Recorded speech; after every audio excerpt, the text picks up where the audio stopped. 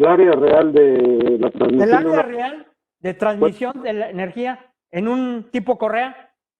El ancho de la banda. El ancho de la banda. Voy a ponerlo y tú me dices.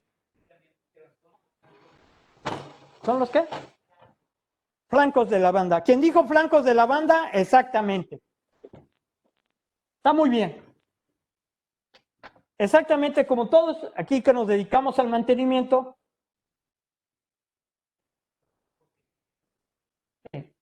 Ahorita.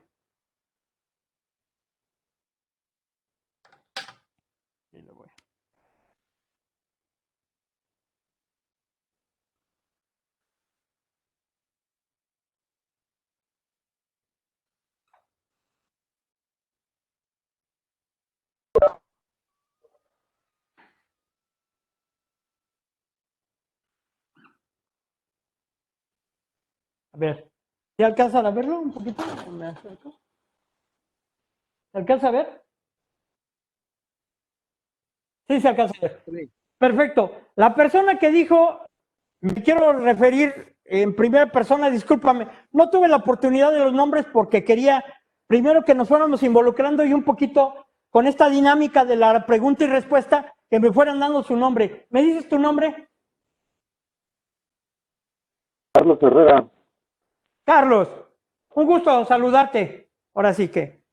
¿De qué industria vienes? Planta cogeneradora de energía, Ixapac. Ah, Ixapac, un gusto. Muy buenos compañeros y amigos ahí en Ixapac. Sí, precisamente algo tan sencillo es que de toda nuestra banda, sí la alcanzamos a ver, y no soy buen dibujante, pero creo que me quedó más o menos. Realmente la parte útil es solamente esta parte. Lo demás es un elemento que se conduce en la ranura para no desalinearse, pero realmente es el costado, lo que dijeron.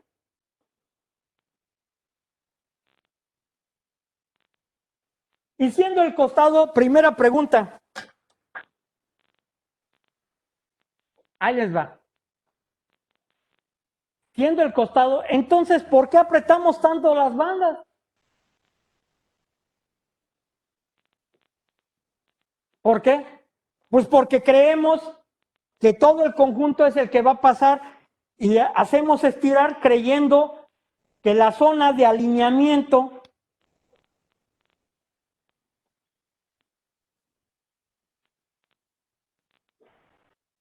va a pasar cierta cantidad de energía, de fuerza o de trabajo. Y es decirles que no. Eso no transmite nada de energía. Primer punto. Ya que sabemos que esto no sirve para nada, entonces apretar demasiado las bandas no sirven para nada. Bueno, no. Malo, sí. ¿Qué pasa? Que al tener mayor cantidad de tensión en estos materiales,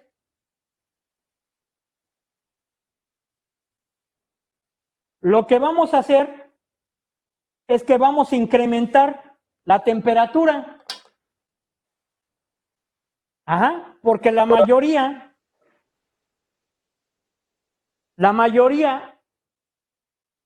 de las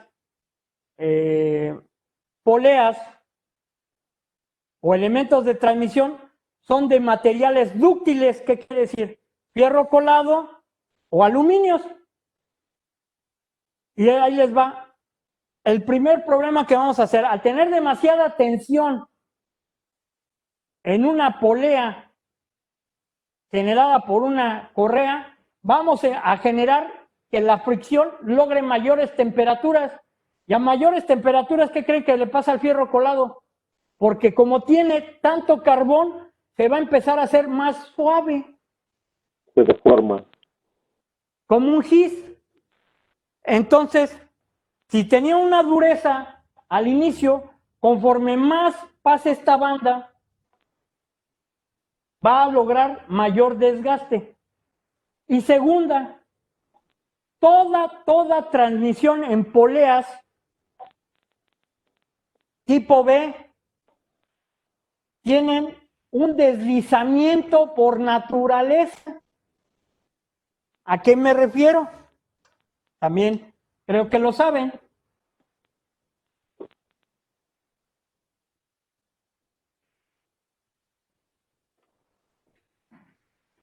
Quiere decir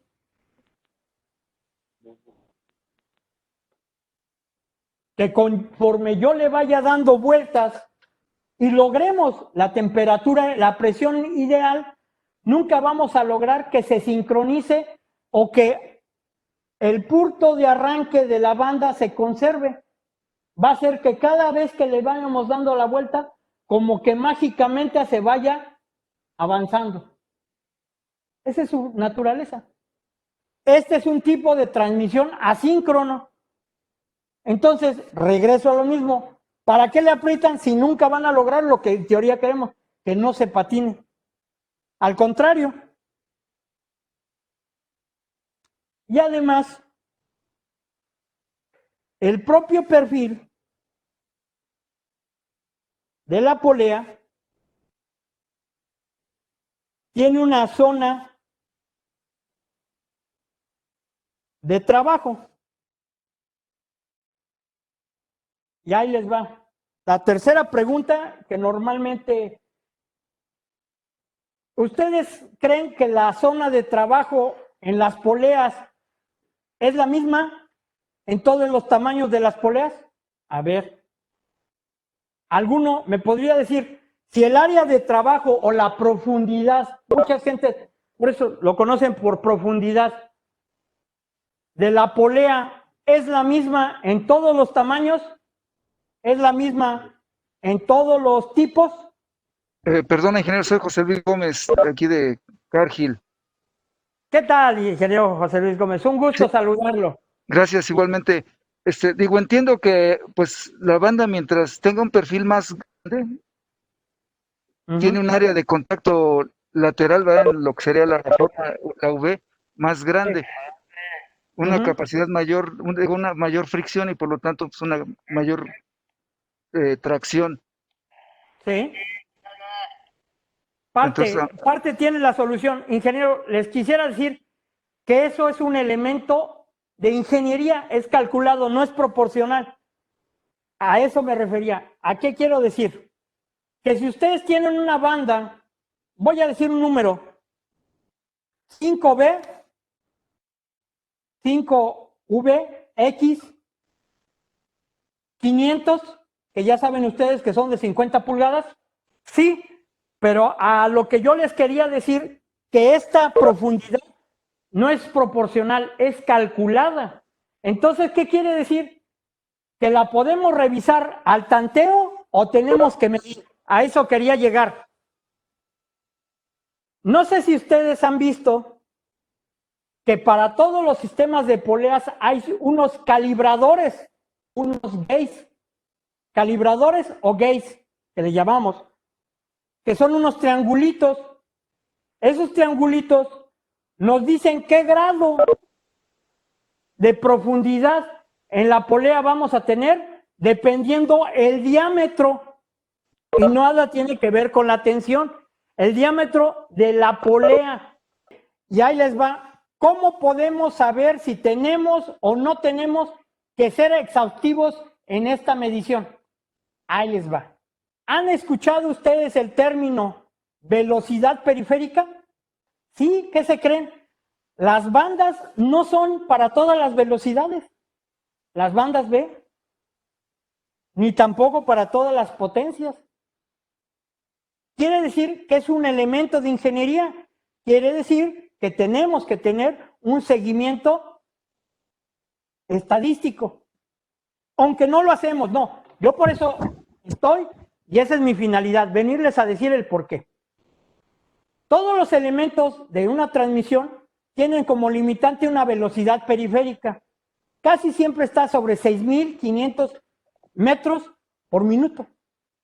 O sea, el desplazamiento de nuestro trazo medido entre esa velocidad. ¿Por qué? porque se logra esa fricción muy elevada en el elemento. Entonces lo que tenemos que llegar es a buscar o cómo reducir las relaciones de transformación a valores menores de circunferencia. Exactamente. O cambiar el tipo de polea, que algo que no hacemos y regresamos. ¿Por qué vencemos a los ejes? Porque resulta ser que teníamos 3 bandas en una polea, en una relación 1 a 1,50, que es, tenemos una banda de 6 pulgadas, la otra la tenemos de 9 pulgadas y teníamos 3 bandas. Pues resulta ser que ahora que le incrementamos, pues lo queremos dejar con la misma relación, pues eso ya no va a ser posible. Tendríamos que ver si le tenemos que aumentar 1 o 2 bandas más, o en su defecto, conservar la relación 1, 1, 5, pero en otro múltiplo. Si teníamos una de 6, nada nos afecta que tengamos una de 8 y que nos vayamos a 8, 4, 12, pero no hacia menor, porque vamos a hacerla que sea más alta. Entonces, cosas como esta son las que nos hacen que pensemos que con solo tensar vamos a lograr eso. No, eso no se logra así. Vamos a tener más desgaste, vamos a tener estas incertidumbres mecánicas y que si además no tenemos el conocimiento de saber cuánto es lo que va a estar dentro o el alojamiento de la banda, cuánto es lo que vamos a tener en bandas y lo peor, cuánto es la presión de la banda, porque todos ya saben que tenemos el famoso dedo de la tensión y creemos que este es un calibrador universal. Obviamente. Pregunta, y esta es la última pregunta para esta parte. ¿Sabe alguien de ustedes cómo se calibra la tensión de las bandas? Y de las bandas tipo B y planas, ¿eh? Es el mismo método. Bueno, nosotros aquí tenemos una experiencia, bueno, 2 experiencias. Hay unos elementos donde mides la deflexión al presionar Sí. en la banda. Sí. Digamos, es el método viejito. Y bueno, ahora hay un método acústico. Gates ya sacó ahí un medidor que, dependiendo de la energía acústica, que va a asociar como la cuerda de una guitarra, ¿verdad? Exactamente. Es por resonancia. Exactamente. Es resonancia. Exactamente. Y mide el periodo por número, la longitud. Pero algo muy importante que yo quería, o pretendo que ustedes se lo lleven, es, algunos de ustedes saben que para llevarse ese método, lo primero que tiene que llevar es alineación cara a cara, primera. Y segundo, sabe que el método tiene que tener la longitud que tenga de centro a centro. ¿Lo conocen? Esa parte del centro de ejes es porque por cada pulgada, y lo dieron pulgada para precisamente tener una referencia, una constante. Nosotros le tenemos que aplicar una presión y esa presión nos va a dar una deflexión. Entonces, como ya hemos visto y hemos tomado ahorita conciencia, yo les diría y les preguntaría honestamente, ¿cuántos de ustedes han hecho, por lo menos en este último año, 5 veces, y tal vez lo dejamos entre 3 y 5 veces, un método de tensión, de ajuste de bandas e inspección, calibración y verificación de su sistema de transmisión? ¿Alguno de ustedes había tomado conciencia sobre la parte de, dijimos, la parte de bandas y cadenas que nos está pegando en ejes vencidos? ¿Ves difícil decirles cómo no?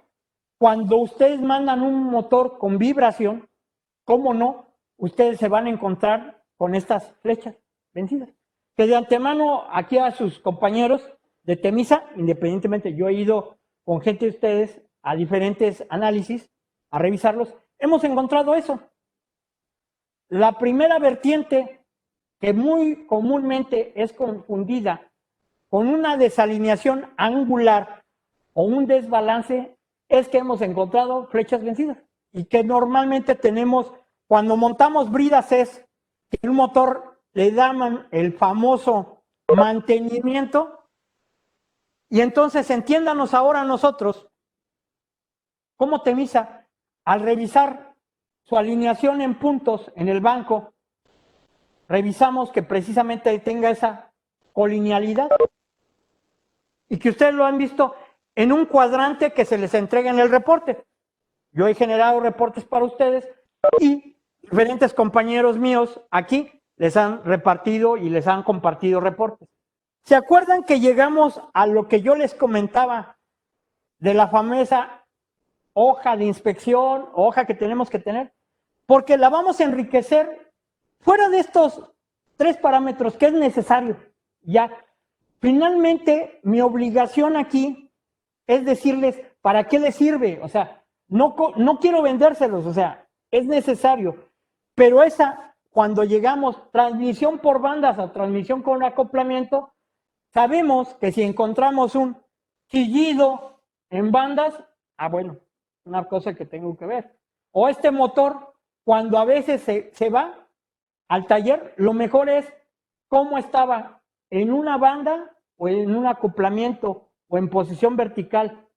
Digo, eso llega para que uno no haga especulación, porque llegas, oye, encontré y está chueco el eje. Hay que cambiar el eje, porque adelante más, ahí les va. ¿Por qué en la parte de motores, donde hay generadores, donde nosotros, los amigos, les sugerimos el cambio? Quisiera preguntarles, ¿alguno de ustedes sabe el tipo o características de la mayoría de los aceros para flechas de motores y generadores? ¿O flechas de bombas centrífugas o flechas de ejes de compresores centrífugos reciprocantes y tipo tornillo? Es casi el mismo material. Y les voy a decir después por qué. ¿Alguno de ustedes sabe por qué es el tipo de estos aceros? EDI 705, raro, pero sí es. ¿Otro? Los voy a decir. Normalmente 4140 a 4340. Exacto. Exacto, el 4140 y el 4140 es el que normalmente tienen todos los elementos rotatorios. Exactamente, ingeniero. Le dio la clave. Cuando no tenemos ese conocimiento, entonces no entendemos que ese tipo de acero, precisamente, ingeniero, tiene esa propiedad de tener como un cierto muelleo, como un cierto elasticidad, pero que una vez que pasas a su capacidad máxima de esfuerzo, ya no regresa. Le llamamos rompe el velo oscuro. ¿Qué quiere decir? Regresamos y quería llegar a este punto para que se lo llevaran toda la gente como entendimiento.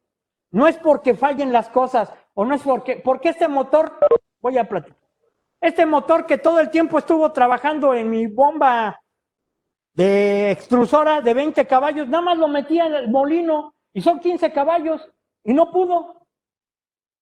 O se dobló o se capó. Precisamente, ingeniero, usted dio la clave. Ese tipo de aceros está diseñado precisamente para que tengan ese juego, ese vaivén. Pero obviamente no nos serviría si tuviera más elasticidad, porque entonces se deformarían las cuñas y algo que ustedes lo van a ver, que desgraciadamente quiero platicarles. Cuando no llegan a talleres honestos y no trabajan estos aceros, lo primero que les va a pasar es que cuando lleguen a tener falla en ese motor que en teoría les fabricaron la flecha, van a tener cigüeñales, cuñas que misteriosamente van a tener 2 giros. Eso no sucede en ese tipo de aceros. En aceros más dúctiles, obviamente sí pasa y los van a encontrar. Y se les puede llegar hasta casi hacer un caramelo, yo los he visto, en donde la polea casi va 1/4 de vuelta con respecto a su cuña original. Pero en eso exactamente lo que dijo el ingeniero, en ese tipo de acero, no. Sí tienen una elasticidad de diseño y nada más. Por eso es lo que revisamos en esas poleas, en esas bandas, por eso les decía esos tipos de aceros. Bueno, ingeniero, y aprovechando ¿Sí?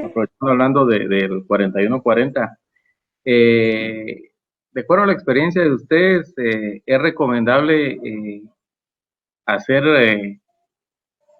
cambio de ese acero por un acero un poco más de mayor resistencia? Por ejemplo, en el caso del 4340. Depende, ingeniero. No te lo recomendaría para motores de 3600. ¿Por qué? Porque la WK cuadrada, el par de inercia es inmenso. Precisamente yo te recomendaría más un estudio de elemento para saber si el motor que tú tienes es el correcto, pero no nada más por capacidad, porque en algunos momentos, ¿se acuerdan que les dije una palabra? Existen aberraciones mecánicas.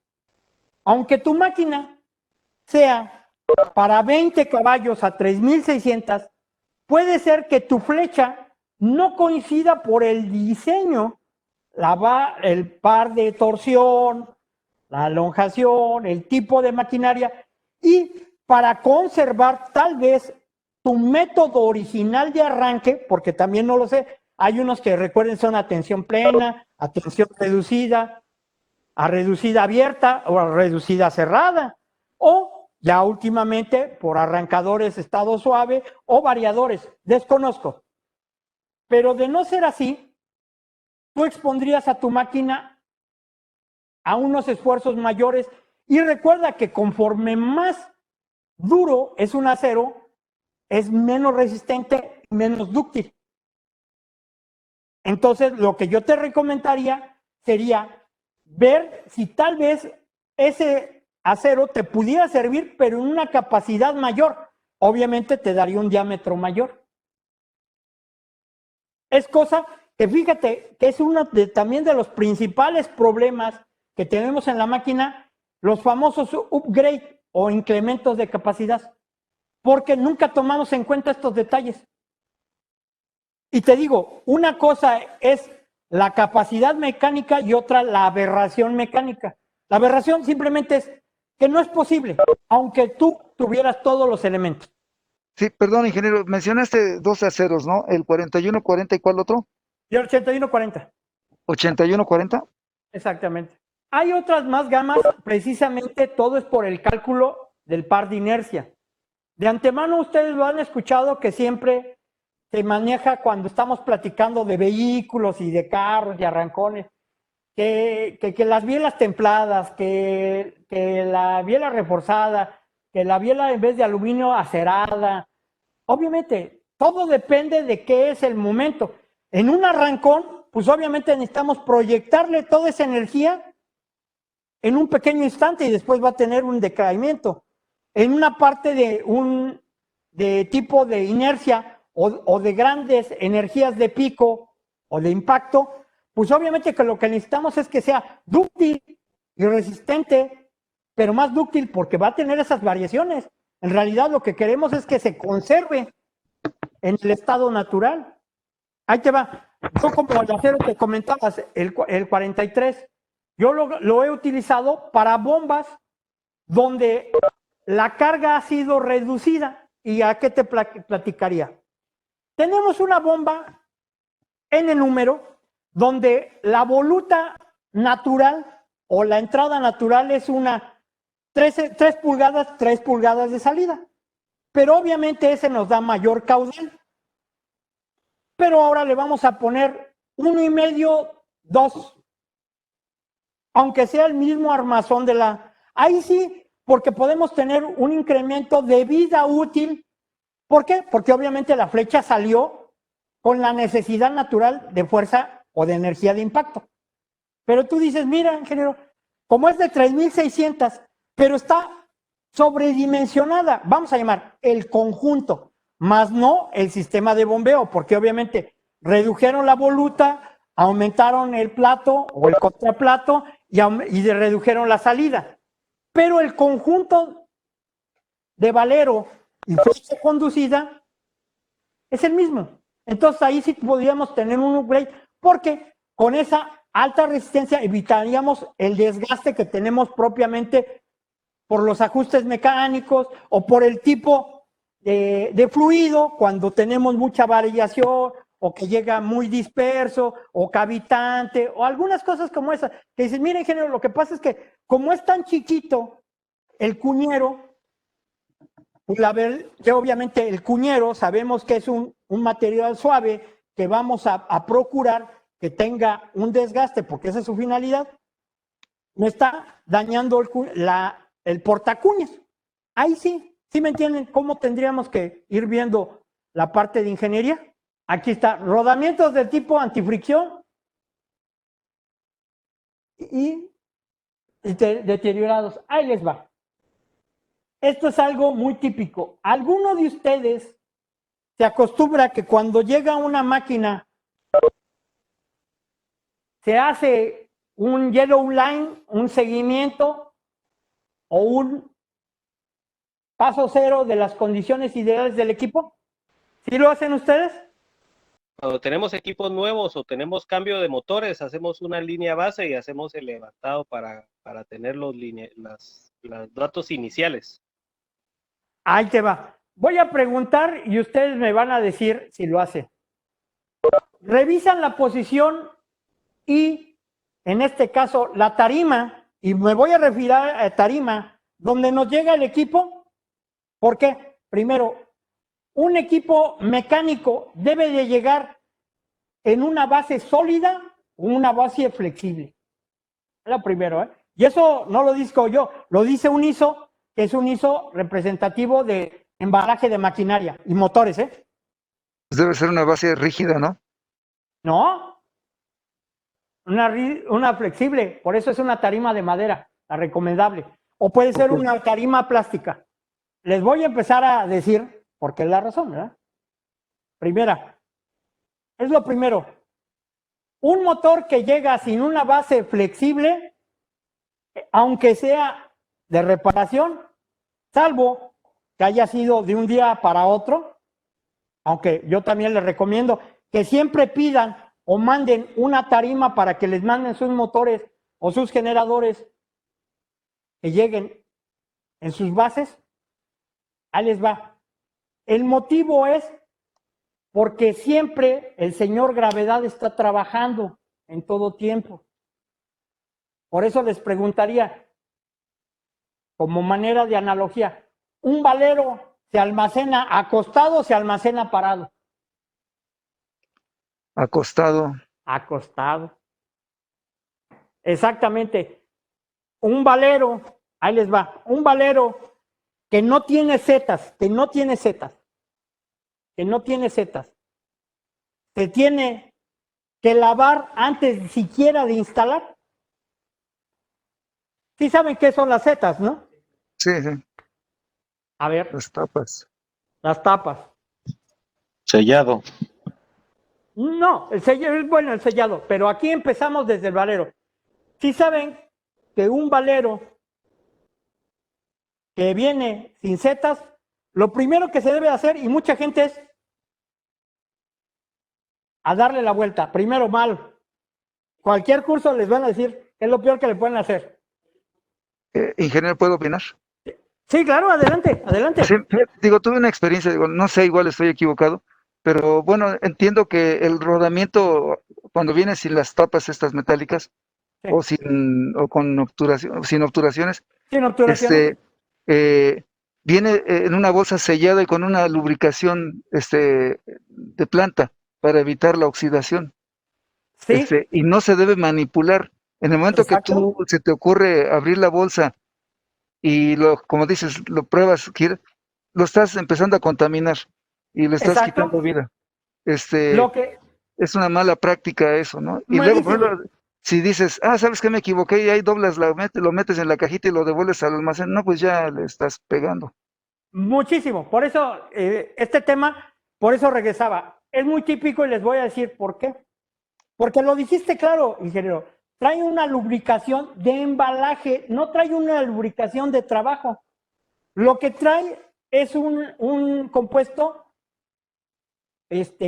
parafínico es una vil grasa sebo, que realmente lo que viene es a tener cohesión con el metal, como tú decís, pero nada más para la oxidación. Hay gente que yo he sabido que lo saca de la caja, por eso dije, el peor de los ejemplos, el peor. Saca el valero de la caja, le da la vuelta, no sé por qué, y para que gire o no gire, lo primero, y lo segundo, lo monta, y lo tercero, le lubrica, ya una vez montado. Imagínense el esfuerzo de la dilatación, la presión que van a tener, el movimiento de las tapas. Luego, no es que esté mal, el golpeteo del marro para meterlo no está mal, pero no tiene una lubricación adecuada. Ahí les va. Ahorita vamos a llegar por eso. Los arma y lo tapa. Primera condición, por eso me fui a esos elementos. Hay que saber cómo manejar un valero. Lo primero, un valero que se destapa, por naturaleza, se debe de lavar. Primero, antes de cualquier cosa, porque lo que le vas a retirar es lo que usted dijo. En realidad, la cubierta de embalaje no sirve para nada, nada más para humedad. Puede lavar. ¿Con qué? Con solventes preparados. En este caso, normalmente son base alcohol, lo que le llaman, unos son de SKF, otros son de Lumbruquil, que de antemano son diluyentes en sus atarjeas. Esa es la única manera de poder instalar correctamente un valero. Lavarse cualquier valero que se destape y que no tenga tapas o protecciones, lo primero, antes de mover cualquier cosa, es lavarlo. Ajá. Si lo destapan y si tiene su manualote, el S grueso de SKF, ahí viene. Y en el manual de servicio, viene. Exactamente. Lo segundo, hay que ponerlo sobre unos paños una vez que se lave, ya sabes, paños que no suelten ningún residuo y taparlo. Normalmente se acostumbra malla o lona delgada o esta que le llaman cabeza de indio. Normalmente, y se encinta y se protege. Segunda, ¿por qué se debe proteger? Porque tenemos que saber cuál es la función de servicio de ese valero. Obviamente que todos dicen que con grasa amarilla o con grasa roja, verde. Aquí no hay de dos. En el mundo nada más hay base mineral o base sintética. Las demás solamente es el color por el constructor y los aditivos por la función general. No existen más que 4 tipos de jabones, 4 tipos de espesantes y 2 tipos o familias. Es todo lo que hay. Llegamos entonces a la parte de la lubricación y en este caso es lo mismo. Cuando tenemos un valero que lleva grasera, ahí les va. ¿Se tiene que lavar o no se tiene que lavar o se pone el que tiene una Z o 2 Z? El momento en que cualquier elemento traiga grasera, se tiene que lavar. Tenga una Z o 2 Z. El elemento de 2 Z o el de 0 mantenimiento. Sí, digo, entiendo que cuando viene con obturaciones y trae una prelubricación, ese sí trae prelubricación. Pues digo, el montaje es así sin lavarlo, ¿no? Ya trae una grasa sí, que va a garantizar la vida del equipo. ¿Cuál sería el punto fundamental? Y ahorita se los voy a decir y ustedes me van a decir cuántos de ustedes lo han hecho. Te digo la verdad, eso es un mundo ideal, eso no se hace. En el sentido de lo que dices que por recomendación del constructor así se debe de montar, no. Lo que uno como cliente debe de investigar, y eso siempre lo deben de hacer, es que deben de investigar el número del lote y el periodo de fabricación. Señor. Porque de no ser así, ¿qué creen? Que todo esto no va a funcionar. Y les voy a decir por qué. ¿Tienen caducidad los valeros? ¿Ustedes qué creen? No, el valero no tiene caducidad, pero la grasa sí. Si ya estuvo mucho tiempo almacenado la grasa, exactamente. Pues, Está impecable, la caja está impecable. No se ve ni un golpe. Tiene los sellos, tiene todo. ¿Pero qué creen? Que sí tiene una caducidad el engrasado. Normalmente, ahí les va. En climas cercanos al de México, que vamos a decir que está entre los 42 y los 15 grados, o 15 grados y 42 grados, normalmente se recomienda que se instale en un periodo de 0 a 6 meses, después de que llegó en almacenaje. ¿Por qué razón? Porque igual, y les voy a platicar por qué. Les dije que había 4 tipos de viscosidades en las grasas. ¿Están de acuerdo? Y esos tipos de viscosidades tienen algo que le llamamos el segundo universal Seibel, ¿no? O el escurrimiento. ¿Cuánto tiempo me toma pasarlo de una probeta a través de un embudo a que se deposite? Eso todos los tienen, y eso es viscosidad. Y obviamente esa se da en los 22.5 grados como elemento de estudio. Pero obviamente si hay mayor temperatura, pues va a haber más rápido el nivel de fluidez, va a caer. Entonces la grasa, exactamente, ¿dónde creen ustedes que se depositó o se inyectó? Por máquina y por agujas y por lo que ustedes quieran. ¿Dónde creen que ustedes que se inyecta? Toda grasa, todo lubricante que se pone en los valeros se pone al centro. Ajá. No se pone en un extremo y se espera que se baje para que tarde, no, se pone en el centro. Por eso hay elementos o graseras que ustedes deben de tener que tienen una punta de aguja y dice que se ponga y se inyecte hacia los elementos de rodado. ¿Ah? Cuando las máquinas lo ponen, lo inyectan. Y cuando nosotros lo ponemos, acuérdense, dicen, si no vas a usarlo y vas a prepararte para la instalación, llénalo de maneta completa. ¿Sí o no? ¿Cómo lo hacemos? Entonces, regreso. Si ya tenemos y conocemos que existe la viscosidad, que normalmente a tanta temperatura baja, precisamente es por eso que nos piden la zona donde vamos a estar. ¿Por qué razón? Porque no se fabrican los valeros en todos los países y no se prepararon las temperaturas de inyección. Y la grasa, ahí les va, la grasa es estándar, es tipo 2, que obviamente para temperaturas mayores en almacenajes de 35 grados van a empezar a escurrir. Ahí les va. El valero que se fabrica en México es el mismo valero que se fabrica en Brasil. Es la misma grasa la que se le inyecta en México que la que se inyecta en Brasil, pero no dura lo mismo en su posición en México que lo que dura en Brasil. En lugares que se tiene un poco más elevado el clima, es recomendable ver la fecha de fabricación, la fecha de entrega. ¿Por qué? Porque a veces llegamos a tener valeros un año. Ahí les va, lo que diríamos, ¿se pueden utilizar? Claro que se pueden utilizar, ahí les va. Pero no es recomendable utilizar un valero que ha estado tan añejo para una máquina que es difícil, que es prioritaria y que es principal. A ese mándenle traer los valeros, revísenlo, pídanles el número. Obviamente ustedes pueden hablar a SKF y SKF les va a decir cuándo salió. Es una cosa que nunca les dicen los proveedores, pero... Y se revisa. Exactamente. Eso es lo que tenemos que hacer. Independientemente de la segunda parte que ahorita estaba comentando el ingeniero, que es ahora lo de instalación. No golpes. La inducción, ahí les va. ¿Es buena, es mala? Es muy buena si sabemos instalarlos. Malísima cuando le buscamos facilidad y le ponemos en vez de 105, 110 grados, ponle 170 para que no me cueste trabajo. Que a veces hasta entra y sale el valero. ¿Por qué? Porque con solo ese calor ya lo deformamos. Y no va a regresar. ¿Cuál es mejor? El baño de aceite, ahí les va. Esa prueba de tontos. Porque se calienta de manera homogénea y nunca llega por valores por encima de los 135 grados, a menos que le pongas un soplete o un calentador.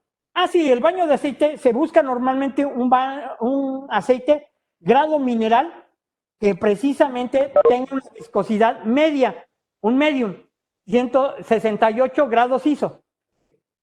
Normalmente este se va a calentar precisamente con una parrilla que sea nada más del tamaño del depósito, con un termómetro, se mete y cada 5 minutos se está revisando hasta llegar 5 grados más que lo que te pide el manual. ¿Por qué razón?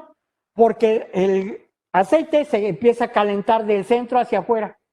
Entonces, cuando tú logras la temperatura, inmediatamente empieza a dispersarlo.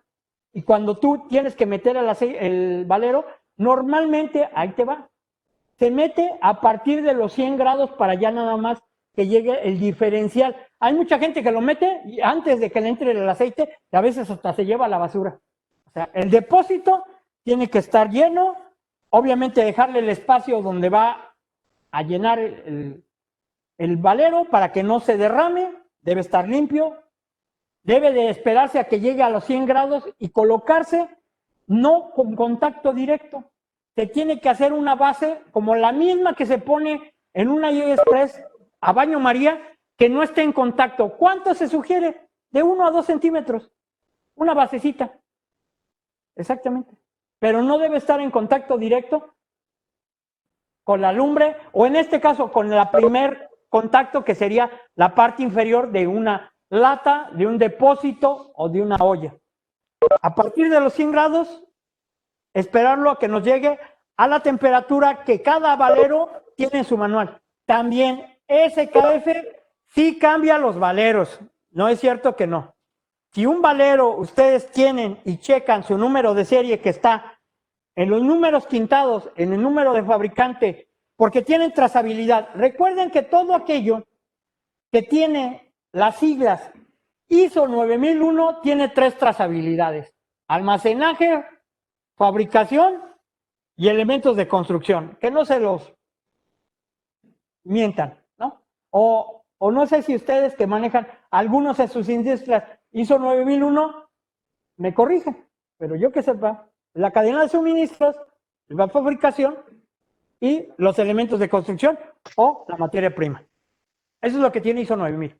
SKF y FAG y Tinken y NSK, que son de las principales, son ISO 9000. Entonces, fácilmente, ¿qué es? Definitivamente querer hacer un mantenimiento a profundidad y en base a lo que queremos. La mejor respuesta, el mejor mantenimiento y la vida más larga que le podamos obtener. Por eso les digo, SKF sí se los cambia. Oye, mira, me llegaron o tú a tu proveedor, ¿sabes qué? Mira, ya pregunté SKF y no, mejor tráeme otros más nuevos. Porque no sé cómo y en qué situación. ¿Qué ahí les va? Normalmente en estas situaciones es a veces mejor tenerlos a consignación y tener del proveedor los valeros en su lugar y uno cuidarlos de manera correcta, ya saben, ventilados y con no temperatura mayor a 25 grados. Pero es el problema del valero de 2 zetas, no lo recomiendo que lo usen con mucho tiempo en maquinaria de 3600 por lo mismo, que a la hora de arrancar la capa interfacial, cuando le inyectan, intentamos que sea una cúpula y lo que les dije, en la parte superior se van a establecer 2 medias cuñas donde todo el tiempo va a quedar el lubricante seco. Y cuando lo inyectemos, le va a entrar por aquí, se va a subir y va a pasar hacia un lado y se va a expandir. En los autoalineables llevan 2 o 3 círculos en la parte superior, que es precisamente para que la lubricación entre de un centro y la expanda hacia los lados. Sí, o sea, para eso es el círculo. Exacto. Sí, por eso les dije, si es una máquina, por así decir, una pequeña bomba dosificadora que trabaja de 600 a 800 revoluciones, que tiene una flecha de 7 octavos, no, pues, no hay problema. Pero regreso, estamos hablando de un valero, ¿qué te gusta? Un 2218, en un compresor que vaya en el lado de alta y además sellado. Yo les preferiría a veces esperarnos 2-3 horas porque normalmente, salvo que fuera algo especial, pues tendríamos que planearlo. Pero la condición, y muchas veces se van a dar cuenta por qué. Lo destapan y de un lado casi siempre que lleva la Mobiloop, acuérdense que parece blanca, Se van a dar cuenta porque lleva el famoso papel de cera y lo van a encontrar todo mojado de grasa. Y del otro lado seco el valero. Yo no lo pondría. ¿Sí me entienden? Yo no lo pondría. Y se dan cuenta. ¿Cómo se dan cuenta? Cuando ese papel, precisamente ese papel que es también para absorber humedad, no está todo mojado, lleno de aceite y lleno de grasa. Suponiendo que mojo un valero en X y por cualquier razón dejo de usar ese motor 3, 4, 6 meses sin moverlo. ¿Existirían zonas planas en el valero por el peso del rotor o sería recomendable girarlo de vez en cuando? ¿Qué es recomendable ahí? Ahí te va. La recomendación es única y esa te la da tanto Siemens como ABB. Es, si vas a tener parado ese motor, retíralo. ¿Por qué? Porque no es la vibración del motor, sino es toda la sarta de vibraciones diferenciales que tú vas a tener y que al no estar en movimiento y no estar trabajando, tú vas a ser como un imán. Esa es la primera. Te dicen, retíralo. ¿Y cómo se pone? La manera más óptima de almacenar un motor es que la base inferior sea a base de un elastómero o un colchón de hule, neopreno. Ahora sí, como dicen nuestros abuelitos y los talleres viejos, y aquí te misa, exactamente es lo que hacen. Pones tu motor sobre un hule y precisamente ese va a ser tu escudo antivibración. Y cuando lo tengas tú que almacenar subiendo motores pequeños encima de él, pongas una tarima de plástico o una tarima de madera. ¿Por qué? Porque obviamente los movimientos pendulares y todo se van a pasar. Y entonces lo que no queremos es ese remarcamiento. De antemano es la primera.